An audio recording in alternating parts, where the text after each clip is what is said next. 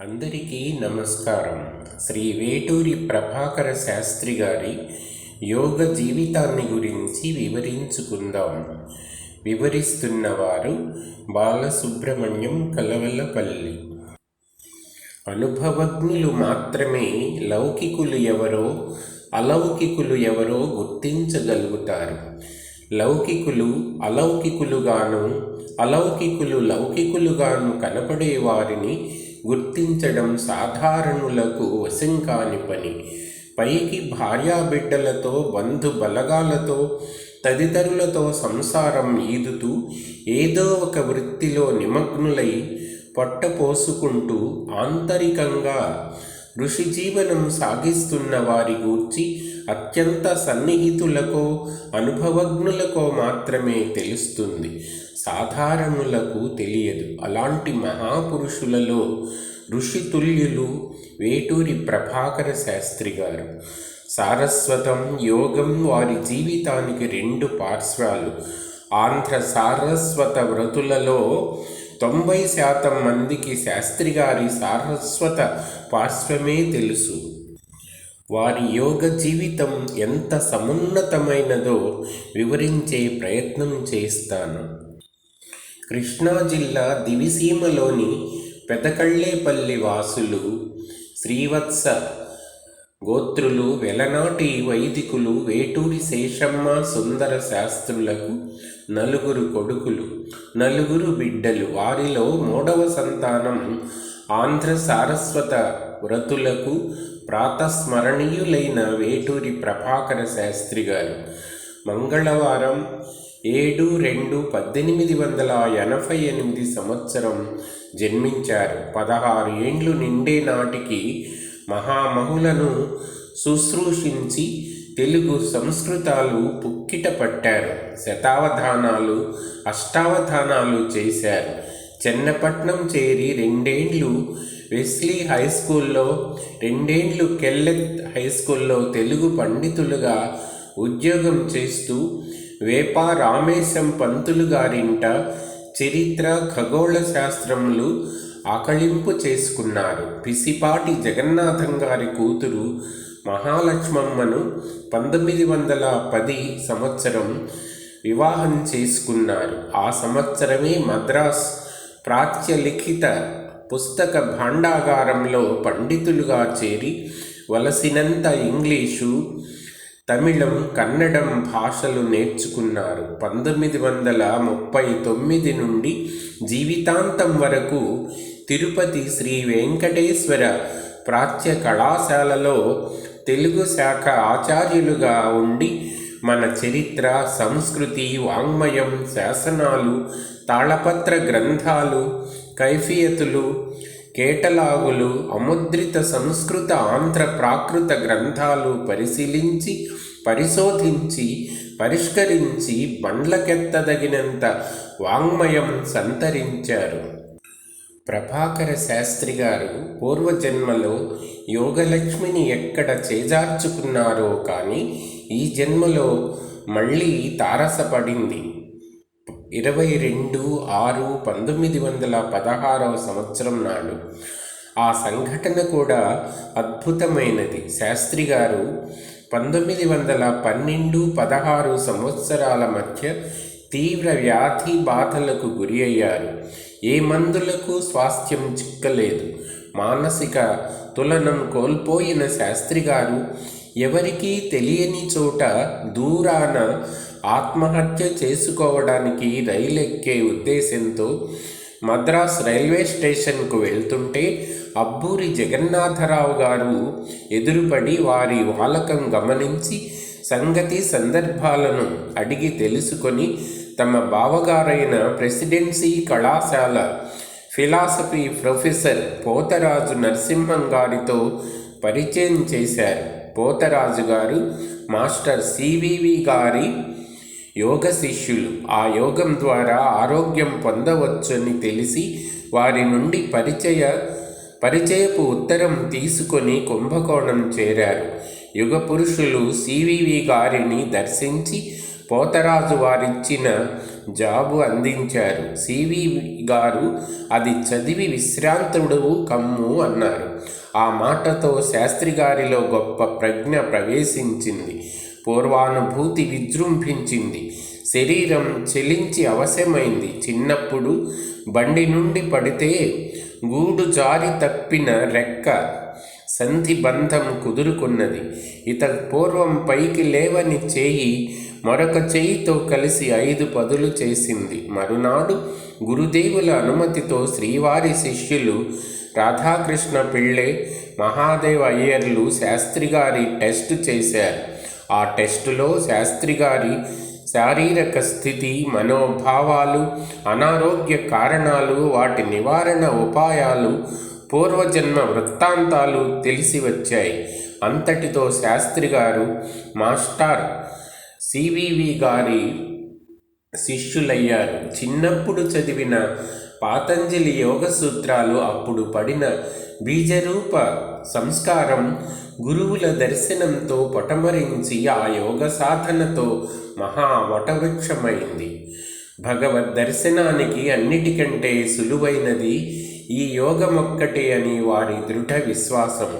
ప్రభాకర శాస్త్రి గారికి పుట్టుకతో వచ్చిన ప్రేమ కారుణ్యాలు సివివి యోగ సాధనతో పెళ్ళుబుకాయి. పరుల బాధలకై రేయింబవళ్ళు పరితపిస్తూ ఆ అనుతాపం మూలంగా ప్రవృద్ధమైన ఆత్మశక్తితో వారు ఇతరుల బాధలు తొలగించేవారు. దివ్య ప్రేమయే సర్వరోగ సర్వబాధ నివారకమని శాస్త్రి గారి విశ్వాసం. సివివి గారి అనుగ్రహంతో వారిలో ఈ విశ్వాసం, ఈ ప్రజ్ఞ మేల్కొని వృద్ధి చెందాయి. అది సర్వరోగ నివారకమైన దివ్య ఔషధంగా రూపొందింది. నిన్నటి వరకు ప్రభాకరుడవుగా ఉండిన నీవు నేటి నుండి ప్రజ్ఞాప్రభాకరుడవు. నన్ను గూర్చి వ్రాయగల యోగ్యత నీకు కలిగింది అన్నారట గురుదేవులు. ప్రజ్ఞా ప్రభాకరం యోగ సాధకులకు పారణ గ్రంథం. అది చిత్తశాంతి కారకం, ఆధివ్యాధి నివారకం. శాస్త్రిగారి పవిత్ర జీవితానికి, గురుభక్తికి దర్పణము ఈ పద్యం. త్రికరణ శుద్ధిగా భవదధీనుడనై ఇతర ప్రవృత్తి వీడికొని పరార్థలాభమొకటే గణించుచునుందు నింక మాయికము ధనాధికము గడియింపను సత్యదయోపకార సార్థకమగు ఆత్మచింతన పథంబును తప్పి చరింపను ఈశ్వరా. ప్రభాకర శాస్త్రి గారికి 1918 సంవత్సరాంతాన తంజావూరు సరస్వతీ మహల్ గ్రంథాలయంలో డ్యూటీ పడింది.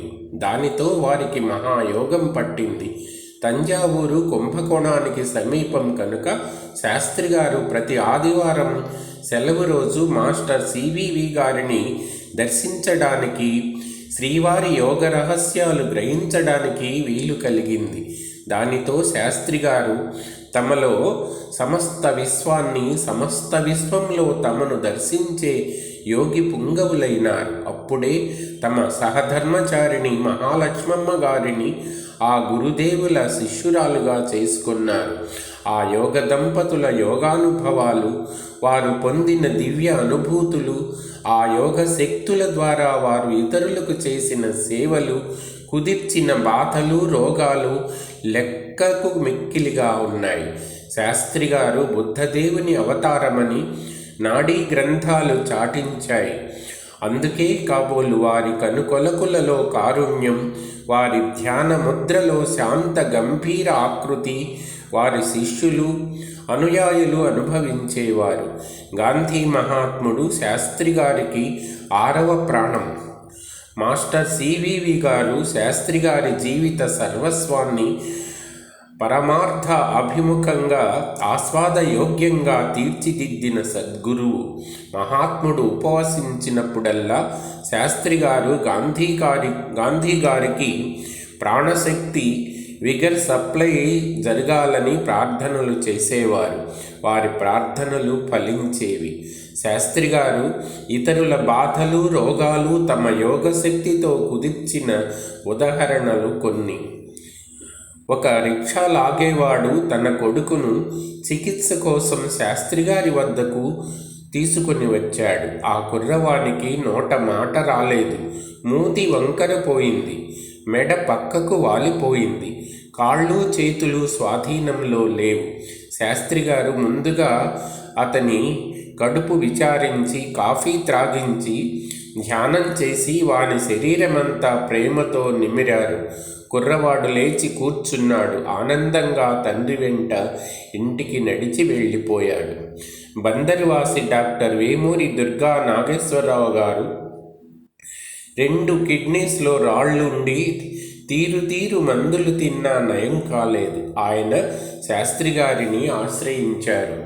ఇతర డాక్టర్లు మంత్రాలకు చింతకాయలు రాలుతాయా